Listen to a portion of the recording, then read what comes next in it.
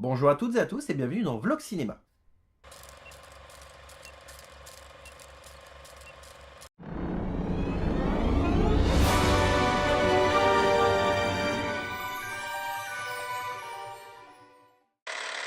Aujourd'hui nous allons revenir sur le dernier film de la franchise Jurassic Park, Jurassic World Fallen Kingdom. Petit conseil toutefois, regardez le premier Jurassic World pour pouvoir vous mettre dans le bain parce qu'il y a beaucoup de choses du premier Jurassic World qui du coup sont abordées dedans. Donc si vous n'avez pas vu le premier Jurassic World, un conseil, regardez d'abord le premier Jurassic World pour ensuite vous mettre à la page pour regarder ce film. C'est le conseil que je peux vous donner, parce que beaucoup d'aspects du premier film sera abordé dans ce second film de la franchise Jurassic World. Enfin franchise, ça fait partie de l'univers Jurassic Park techniquement. Donc bon, alors je vous le dis direct, la plupart de mes confrères YouTube apparemment n'ont pas l'air d'avoir apprécié le film. Je vous rassure d'emblée, c'est pas mon cas. Moi personnellement, j'ai plutôt bien aimé le film, j'ai passé un bon moment dessus. J'avais été voir du coup, pour information, je recontextualise les choses. Habituellement, je vois les films le mercredi matin lors de la première exploitation. Là, je l'ai vu la veille, c'est-à-dire en avant-première, le mardi soir. Et je dois admettre que, c'est pas mal. Honnêtement, le film est plutôt sympathique à suivre. Vraiment, on passe un bon moment dessus. Mais surtout, de quoi parle-t-il? Alors, encore une fois, sans spoiler, hein, c'est comme le principe. En fait, comme je l'ai dit il y a un instant, c'est les conséquences du coup de la fin du premier film.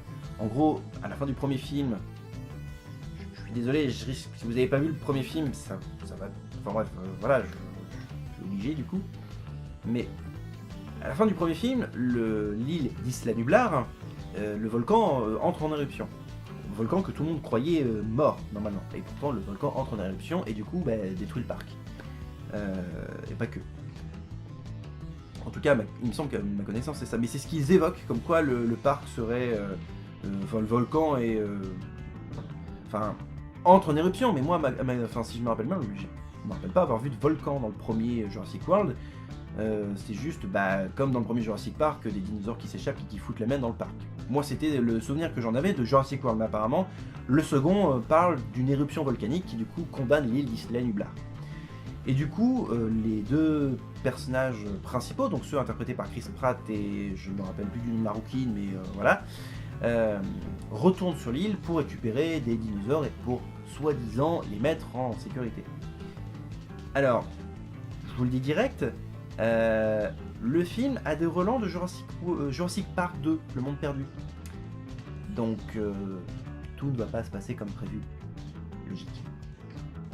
En même temps, c'est tellement prévisible, hein, quoi, franchement, que ça se serait, quoi. Et du coup, voilà. Alors, mon avis personnel, ce que j'ai pensé du film, c'est plutôt agréable. On sent qu'on est dans l'univers de Jurassic Park et de Jurassic World. Le seul, ou les seuls petits reproches que j'aurais à refaire au film, c'est qu'il grille ses cartouches un peu trop vite en balançant toutes les références à Jurassic Park premier du nom, d'emblée, au tout début du film. Exemple, la présence de Ian Malcolm, donc Jeff Goldblum, qui du coup, au tout début du film, dans une... alors, il est certain... Alors, c'est pas un tribunal, mais on dirait une sorte de... Un peu comme ce qu'a eu Mark Zuckerberg il y a pas longtemps.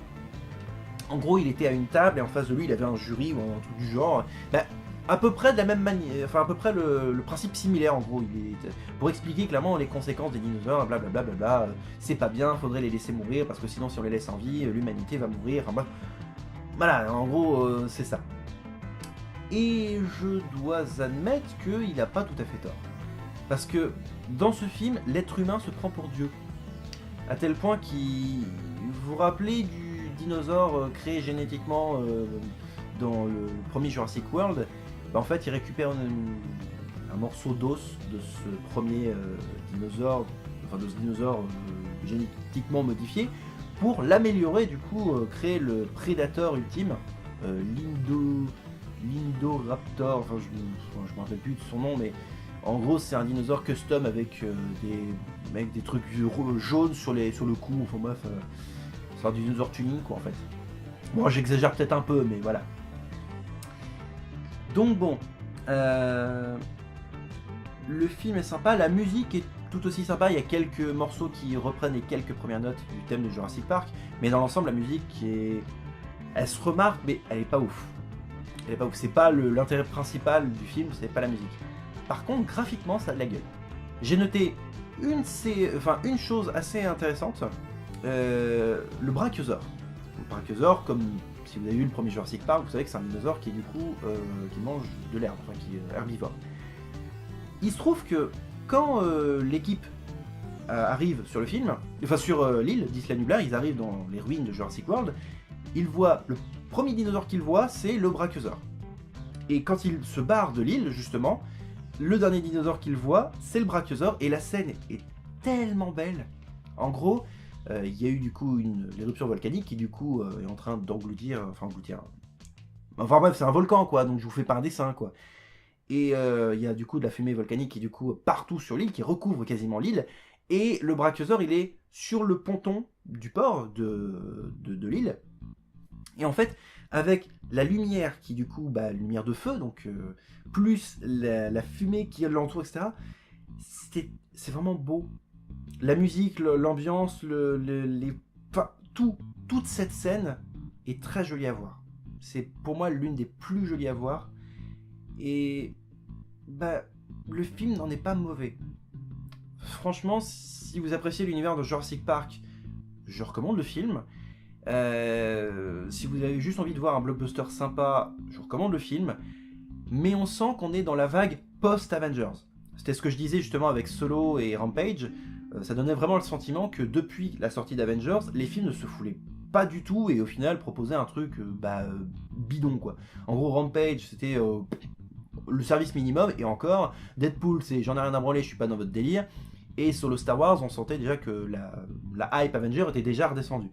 Et là c'est fini, du coup on reprend la main, et du coup Jurassic World Fallen Kingdom propose un film qui est très très acceptable. Franchement le film est plutôt correct, juste on sent que c'est un peu long vers la fin quand même. Réellement on sent que c'est un peu long vers la fin, franchement un peu trop long. Mais bon, ça paraît logique, hein, mais en même temps, oui, c'est vrai qu'on sent la grosse longueur à la fin du film. Donc bon, ça peut en agacer plus d'un, surtout avec des décisions tellement débiles que, voilà, au bout d'un moment, ce serait peut-être con de voir, enfin bref. Mais quand même, ça aurait été cool de faire un peu plus court. Il y a peut-être une portion du film qui aurait pu être coupée quoi, je veux dire, honnêtement, ça aurait été cool. Là, honnêtement, sur la fin, c'est long, mais c'est long. Bon, après, c'est aussi le festival du faux raccord, hein, donc ça, normalement, certains vont tout de suite les trouver, les faux raccords. Donc bon, je crois que j'ai fait le tour du film. Je crois que la vidéo est assez courte, elle a fait moins de 10 minutes, mais je crois que j'ai fait le tour du film, sans spoiler, ce qui est un exploit. Donc bon, ceci marque la fin de la chronique en question. Oui, je bafouille, j'assume. Écoutez, merci à vous de l'avoir suivi jusqu'au bout cette vidéo, et on se retrouve prochainement pour de nouvelles vidéos, et d'ici là, portez-vous bien, salut!